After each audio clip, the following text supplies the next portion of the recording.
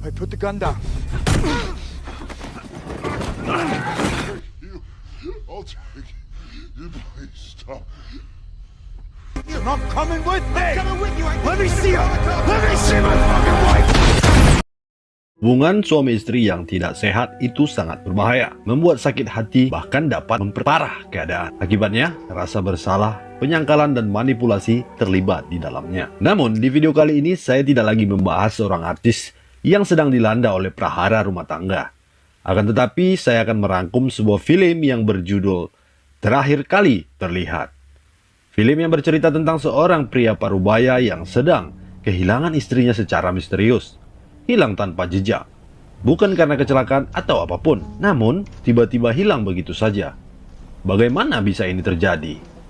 Agar tidak penasaran, langsung saja kita ke TKP-nya. Lisa!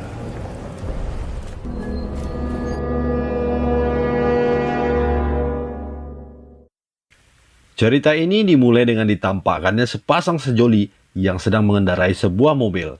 Pria ini bernama Will, seorang bos developer real estate, dan wanita ini adalah istrinya Will bernama Lisa.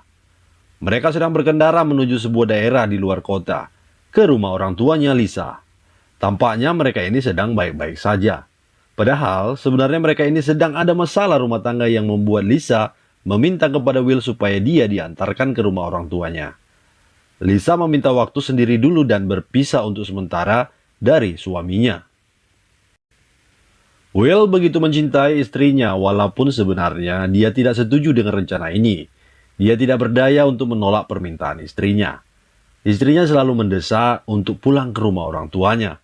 Padahal selama ini sebenarnya istrinya pernah selingkuh dengan seseorang yang bernama Klein dan ketahuan dengan Will. Namun Will masih saja memaafkannya. Push the car. I do not want to do that. Shut up then. Tibalah masalah sesungguhnya terjadi di dalam film ini. Ketika kira-kira 10 km lagi, rumah orang tua Lisa sampai, Will kehabisan bensin dan ia minggir ke sebuah SPBU untuk mengisi BBM. Namun, sebelum Will keluar dari mobilnya, dia sempat membujuk istrinya supaya pulang kembali dengannya ke rumah. Namun, lagi-lagi usahanya gagal membatalkan rencana istrinya. Dan, mau tak mau Will tetap harus menelan pil pahit dari istrinya.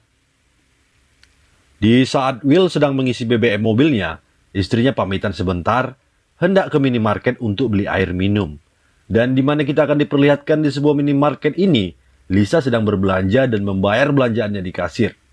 Namun, tiba-tiba saat Lisa keluar dari minimarket, ada seorang pria yang belum diketahui siapa orangnya, memanggil Lisa dan mengajaknya mengobrol, serta membawanya ke sebuah tempat.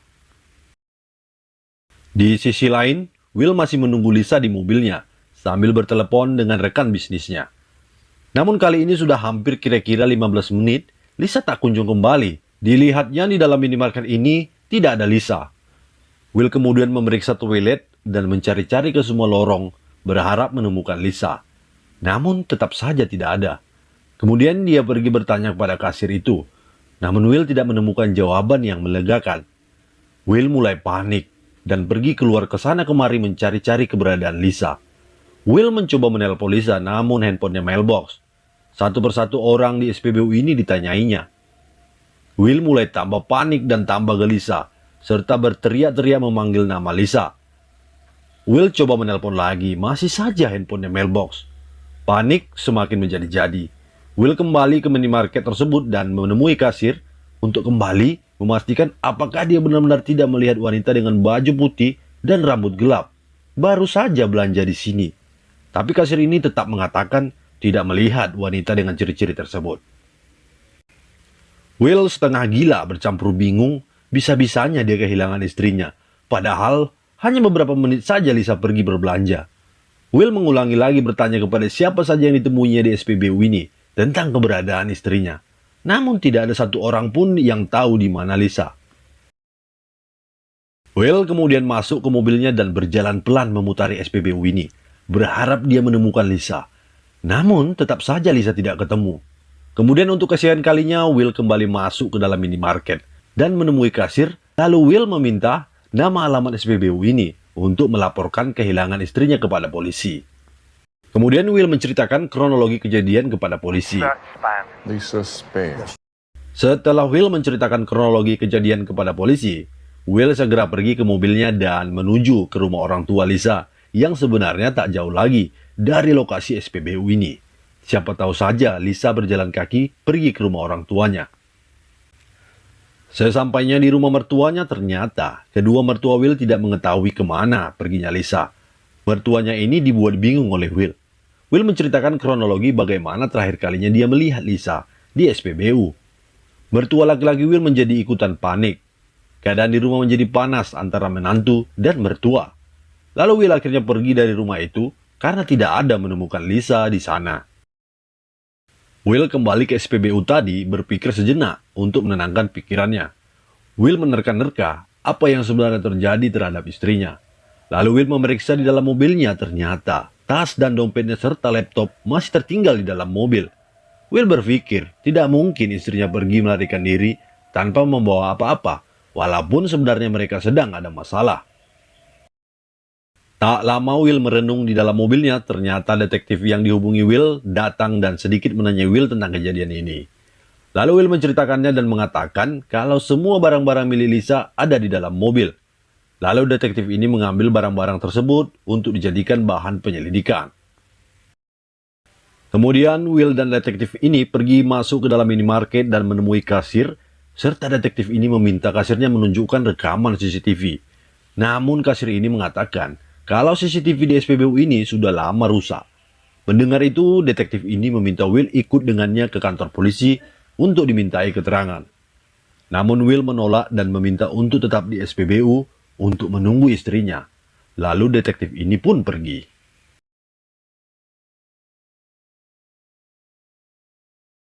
Ketika Will sedang kebingungan sambil berpikir, tiba-tiba dia melihat ternyata ada satu CCTV yang masih menyala di SPBU ini. Will kemudian buru-buru masuk kembali ke minimarket dan menemui kasir. Will mengatakan kalau dia melihat ada satu CCTV yang masih menyala dan Will meminta kasir ini memberikan CCTV tersebut untuk diperbaikinya. Namun kasir ini menolaknya. Will yang sedari tadi panik kesana kemari mencari istrinya, akhirnya menjadi emosi melihat sikap kasir ini yang sepertinya menyembunyikan sesuatu. Will kemudian menghajar kasir ini dan mengambil paksa alat perekam yang katanya rusak tersebut. Selepas itu Will kemudian pergi ke kantor polisi dan menyerahkan alat perekam untuk melihat rekaman itu.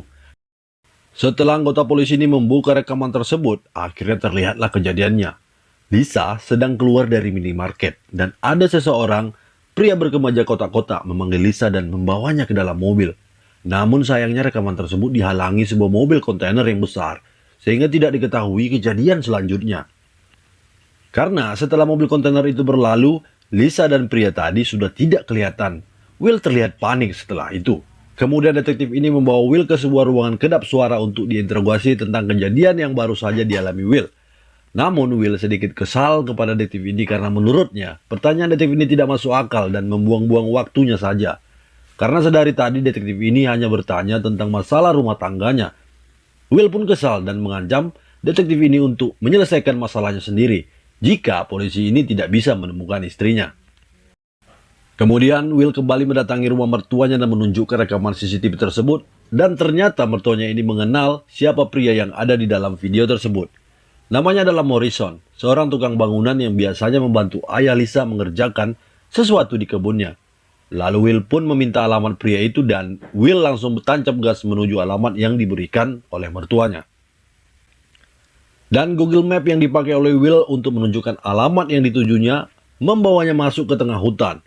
Dia melihat di tengah hutan itu ada sebuah rumah yang kumuh. Will menemukan seorang pria di dalam rumah tersebut dan ternyata itu adalah Morrison yang sedang mengemas pakaiannya ke dalam koper. Diam-diam Will masuk ke dalam rumah dan mengejutkan Morrison. Will kemudian mengancam pria itu untuk mengatakan di mana dia menyembunyikan Lisa. Namun pria ini berdalih dan mengatakan dia tidak mengerti apa yang sedang dibicarakan oleh Will. Lalu tanpa banyak bicara, Will langsung menghantam Morrison dengan kunci roda yang dibawanya dari mobilnya tersebut. Will menghajar pria itu sambil memaksa untuk memberitahu keberadaan Lisa. Dan akhirnya Morrison tidak tahan disiksa dan mengatakan Lisa diberikannya kepada seorang bernama Frank. dan membawanya ke sebuah tempat. Lalu kemudian Will mengikat tangan dan mulutnya dan membawanya ke dalam mobil, serta mengambil pistol milik Morrison. Will memasukkan pria itu ke dalam bagasi mobilnya dan pergi dari tempat itu, menuju tempat Frank yang telah menculik Lisa. Di sisi lain, detektif ini terlihat sedang mendatangi kembali minimarket SPBU dan mencari kasir yang diketahui namanya adalah Oscar, yang kemarin ditemuinya waktu kejadian kehilangan Lisa. Ternyata detektif ini tidak menemui Oscar di sana. Dia telah digantikan oleh kasir lain dan kasir itu mengatakan kalau Oscar sedang berlibur dan digantikan olehnya. Terlihat Will menggas mobilnya melaju menuju tempat keberadaan Frank sambil sesekali melihat map di HP-nya. Terlihat Morrison di dalam bagasi mobil masih terikat sambil meronta-ronta. Namun tiba-tiba di tengah perjalanan sebuah mobil polisi lalu lintas mengejar dan memberhentikan mobil Will. Karena diketahui Will melebihi batas maksimum kecepatan berkendara. Will pun mulai bingung namun tetap berusaha tenang dan mengancam Morrison untuk tetap diam. Ketika polantas ini memeriksa surat-surat Will, dia masih bisa tenang. Will mencoba menjelaskan kepada polantas itu bahwa dia sedang buru-buru. Namun sepertinya polisi ini curiga kepada Will dan memintanya untuk turun. Karena polantas ini mau memeriksa isi mobilnya. Dan tiba-tiba polantas ini meminta izin kepada Will untuk membuka bagasi mobilnya. Will pun dibuat bingung karena teringat ada orang yang sedang disekapnya di dalam bagasi mobil. Di saat polantas ini baru mau membuka bagasi mobilnya, Will langsung melompat keluar pembatas jalan dan melarikan diri ke dalam hutan, serta meninggalkan mobilnya di jalan. Will kemudian masuk ke dalam hutan dan melanjutkan perjalanannya. Dan untungnya, Will masih memegang map di handphonenya, sehingga dia bisa melanjutkan perjalanan ke tempat pria yang bernama Frank. Lalu di tengah hutan itu, Will bertemu dengan seorang pria berbadan besar, dengan menenteng sebuah senjata api. Awalnya, Will mengira pria ini adalah seorang pria biasa yang sedang berburu di hutan. Namun ternyata dia adalah salah seorang anggotanya Frank yang sedang berjaga-jaga di tengah hutan. Entah apa yang sedang dijaganya. Sepertinya Frank ini adalah seorang penjahat. Dan ketika Will tanpa sengaja menyebutkan nama Frank, ternyata ditanggapi serius oleh pria berbadan besar ini. Disinilah Will mulai paham kalau ternyata Frank itu adalah seorang penjahat besar. Lalu Will berpura-pura mengatakan dia adalah temannya Frank dan sedang ada janji mau bertemu dan meminta pria ini menunjukkan lokasi Frank berada. Dan setelah Will berhasil meyakinkan pria besar itu, akhirnya Will ditunjukkan jalan menuju lokasi Frank. Di sebuah lokasi di tengah hutan ini terlihat sebuah pemukiman yang berisikan para penjahat. Ternyata tempat ini adalah sebuah gudang produksi narkoba yang diketahui sebagai markasnya Frank. Di tempat inilah Frank melakukan kegiatan ilegalnya. Kemudian Will mengendap-endap memeriksa semua tempat di lokasi ini dan mencari keberadaan Lisa disekap. Will berjalan pelan sambil memegang pistolnya dan menelusuri semua gudang di dalam lokasi. Namun sampai saat ini Will belum menemukan keberadaan Lisa. Will harus membunuh beberapa penjahat di lokasi ini dengan senyap. Karena Will sempat kepergok oleh penjaga sedang masuk ke lokasi tanpa izin. Namun tiba-tiba dari kejauhan Will melihat seorang pria yang ternyata pria itu adalah kasir SPBU yang kemarin dihajarnya. Ternyata dia adalah juga komplotan penjahat yang tergabung di dalam penculikan istrinya. Di sisi lain, detektif ini mendapat laporan dari polantas yang menilang mobil Will di jalan tadi bahwa menemukan seseorang yang sedang disekap oleh Will di dalam mobil. Lalu detektif ini mendatangi lokasi tersebut dan mengetahui pria yang disekap itu adalah Morrison yang dilihatnya di rekaman CCTV tersebut. Detektif ini langsung saja menginterogasinya dengan sedikit pukulan agar Morrison membuka mulutnya. Dan detektif ini sangat terkejut mendengar pengakuan Morrison bahwa ternyata Lisa diculiknya dan dibawanya kepada seorang penjahat bernama Frank. Namun ternyata Lisa dibunuh oleh Frank dan dikubur di belakang rumah Frank. Lalu detektif ini begitu shock mengingat betapa akan menjadi gilanya nanti Will jika mengetahui istrinya sudah meninggal.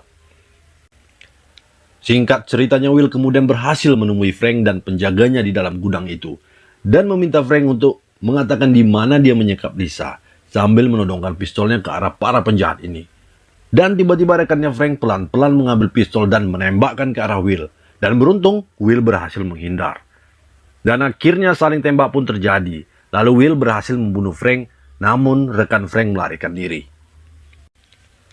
Namun ketika Will menyelamatkan diri keluar gudang dan mencoba mencari-cari keberadaan Lisa, Tiba-tiba kasir SPBU tadi muncul di hadapan Will sambil menodongkan pistol ke arah Will. Di sini Will hanya ingin mencari Lisa dan bukan untuk membunuh orang.